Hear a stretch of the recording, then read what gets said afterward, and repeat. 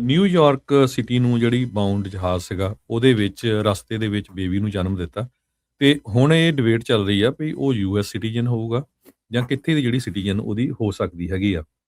ਇੱਕ passenger plain ਜੋ ਆ, ਉਹ ਫਲਾਈ ਕਰ ਰਿਹਾ ਸੀਗਾ ਨਿਊਯਾਰਕ ਸਿਟੀ ਨੂੰ ਤੇ ਉਸਦੇ ਵਿੱਚ ਇੱਕ ਬੀਬੀ ਸੀ ਜਦੋਂ ਲੇਬਰ 'ਚ ਆ ਗਈ ਜੀ। ਤੇ JFK ਏਅਰਪੋਰਟ ਦੇ ਉੱਤੇ ਇਹ ਪਲੇਨ ਉਤਰਨਾ ਸੀ ਤੇ ਪਾਇਲਟ ਨੇ ਜਿਹੜਾ ਆ ਕੰਟਰੋਲਰ ਨੂੰ ਜਿਹੜਾ ਇਹ ਦੱਸਿਆ ਤੇ ਜਿਹੜਾ ਕੰਟਰੋਲਰ ਸੀ ਕਹਿੰਦੇ ਉਹਨੇ ਜੋਕ ਵੀ ਕਰਨਾ ਸ਼ੁਰੂ ਕਰ ਦਿੱਤਾ। ਕਹਿੰਦਾ ਵੀ ਜੇ ਬੇਬੀ ਦਾ ਜਨਮ ਵਿੱਚ ਹੋ ਰਿਹਾ ਆ ਤੇ ਉਹਦਾ ਨਾਂ ਜਿਹੜਾ ਕੈਨੇਡੀ ਰੱਖਣਾ ਚਾਹੀਦਾ ਕਿਉਂਕਿ ਇਹ ਜਿਹੜਾ ਕੈਨੇਡੀ ਏਅਰਪੋਰਟ ਨੂੰ ਜਾ ਰਿਹਾ ਸੀ। ਕੈਨੇਡੀ ਏਅਰਪੋਰਟ ਨੂੰ ਉਹ ਜਾ ਰਿਹਾ ਸੀ। ਹੂੰ। ਪਰ ਇਹ ਆ ਵੀ ਉਹ ਹੁਣ ਜਿਸ ਟਾਈਮ ਬੱਚੇ ਦਾ ਜਨਮ ਹੋਇਆ ਉਸ ਟਾਈਮ ਜਿਹੜਾ ਪਲੇਨ ਅਮਰੀਕਾ ਦੇ ਏਰੀਏ ਦੇ ਵਿੱਚ ਸੀ 에ਅਰ ਸਪੇਸ ਜਾਂ ਸੀਗਾ ਜਾਂ ਨਹੀਂ? 에ਅਰ ਸਪੇਸ ਸੀ ਜਾਂ ਇੰਟਰਨੈਸ਼ਨਲ ਵਾਟਰਸ ਦੇ ਵਿੱਚ ਸੀ। ਸੋ ਇਮੀਗ੍ਰੇਸ਼ਨ ਅਟਾਰਨੀ ਜਿਹੜੇ ਇੱਕ ਬ੍ਰੈਡ ਬਰਨਸਟੀਨ ਆ, ਉਹਨਾਂ ਨੇ ਕਿਹਾ ਵੀ ਇਹ ਬੜਾ ਯੂਨੀਕ ਤੇ ਰੇਅਰ ਕੇਸ ਹੋਊਗਾ ਉਹ ਅੱਜ ਦੀ ਡੇਟ ਦੇ ਵਿੱਚ, ਕਿਉਂਕਿ ਜਿਹੜਾ ਚਾਈਲਡ ਬਰਥ ਵਾਲੇ ਜਿਹੜਾ ਸਿਚੁਏਸ਼ਨ ਨੂੰ ਲੈ ਕੇ ਆਲਰੇਡੀ ਕੇਸ ਸੁਪਰੀਮ ਕੋਰਟ ਦੇ ਵਿੱਚ ਚੱਲ ਰਿਹਾ ਹੈਗਾ। ਜੇ ਬੇਬੀ ਕਹਿੰਦੇ ਵੀ ਯੂਐਸ ਦੇ 에ਅਰ ਸਪੇਸ ਦੇ ਵਿੱਚ ਬੋਰਨ ਹੋਇਆ ਤੇ 14th ਅਮੈਂਡਮੈਂਟ ਦੇ ਮੁਤਾਬਕ ਤੇ ਸਟੇਟ ਦੀ ਡਿਪਾਰਟਮੈਂਟਸ ਦੀਆਂ ਰੈਗੂਲੇਸ਼ਨ ਦੇ ਮੁਤਾਬਕ ਆਟੋਮੈਟਿਕਲੀ ਬੱਚਾ ਯੂਐਸ ਦਾ ਸਿਟੀਜ਼ਨ ਆ।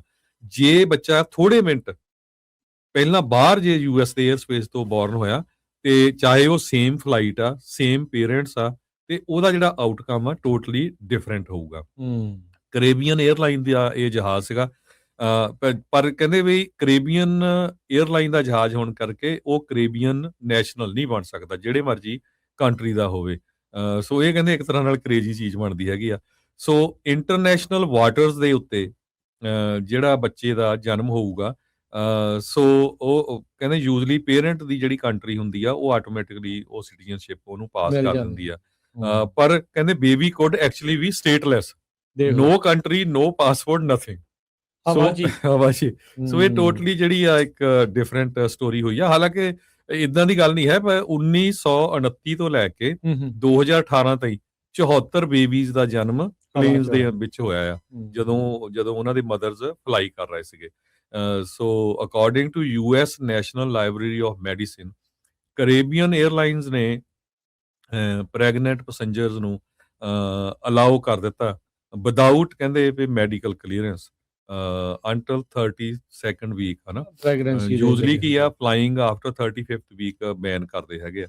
ਸੋ ਬੜੀ ਇਹ ਸਿਚੁਏਸ਼ਨ ਹੋਊਗੀ, ਬੜੇ ਇਮੀਗ੍ਰੇਸ਼ਨ ਅਟਾਰਨੀ ਇਹਦੇ ਤੇ ਹੁਣ ਟਾਕ ਸ਼ੋਜ਼ ਕਰ ਰਹੇ ਆ ਵੀ ਦੇਖੋ ਜੀ ਇਹ ਬੱਚਾ ਕਿੱਥੇ ਦਾ ਜਿਹੜਾ ਸਿਟੀਜ਼ਨ ਬਣੂਗਾ। ਕਹਿੰਦੇ ਵੀ ਐਗਜ਼ੈਕਟ ਲੋਕੇਸ਼ਨ ਦੇ ਉੱਤੇ ਡਿਪੈਂਡ ਕਰੂਗਾ ਜਿਸ ਟਾਈਮ ਦੇ ਉੱਤੇ ਉਹਦਾ ਜਨਮ ਹੋਇਆ ਵੀ ਉਹ ਕਿਹੜੀ 에ਅਰ ਸਪੇਸ ਦੇ ਵਿੱਚ ਸੀਗਾ, ਨੋ 에ਅਰ ਸਪੇਸ ਸੀਗੀ ਜਾਂ ਅਮਰੀਕਨ 에ਅਰ ਸਪੇਸ ਸੀਗੀ ਜਾਂ ਕਿਹੜੀ ਸੀਗੀ। ਉਹਦੇ ਕਰਕੇ ਵੀ ਇਹ ਸਾਰੀਆਂ ਚੀਜ਼ਾਂ ਜਿਹੜਾ ਆ ਉਹ ਚੀਜ਼ ਸਾਹਮਣੇ ਆ। ਪਰ ਇਸ ਮੌਕੇ ਕਈ ਜਿਹੜੀਆਂ ਨਵੀਆਂ ਚਰਚਾਵਾਂ ਨੂੰ ਇਸ ਖਬਰ ਨੇ ਜਿਹੜਾ ਆ ਉਹ ਮੋੜ ਦੇ ਦਿੱਤਾ ਤੇ ਨਾਲ ਦੀ ਨਾਲ ਜਿਹੜਾ 에ਅਰ ਟ੍ਰੈਫਿਕ ਕੰਟਰੋਲਰ ਆ ਉਹਦੀ ਵੀ ਬੜੀ ਗੱਲਬਾਤ ਹੋ ਰਹੀ ਆ ਕਿ ਜਦੋਂ ਪਾਇਲਟ ਨੇ ਉਹਨੂੰ ਕਿਹਾ ਵੀ ਮੈਡੀਕਲ ਦੀ ਟੀਮ ਜਿਹੜੀ ਤਿਆਰ ਕਰੋ ਰਾਈਟ ਵੇ, ਹਨਾ, ਜਦੋਂ ਸਾਡਾ ਲੈਂਡ ਕਰਨਾ ਹੈ ਜਹਾਜ਼, ਤੇ ਉਹ ਕਹਿੰਦਾ ਵੀ ਬੇਬੀ ਬਾਹਰ ਆ ਗਿਆ ਜਾਂ ਨਹੀਂ ਆਇਆ, ਕਹਿੰਦਾ ਵੀ ਨਹੀਂ, ਕਹਿੰਦਾ ਤਦ ਫਿਰ ਉਹਨੂੰ ਕਹਿ ਦਿਓ ਉਹਦੀ ਮਦਰ ਨੂੰ ਵੀ ਉਹਦਾ ਨਾਂ ਕੈਨੇਡੀ ਰੱਖੇ। ਸਹੀ ਹੈ ਜੀ।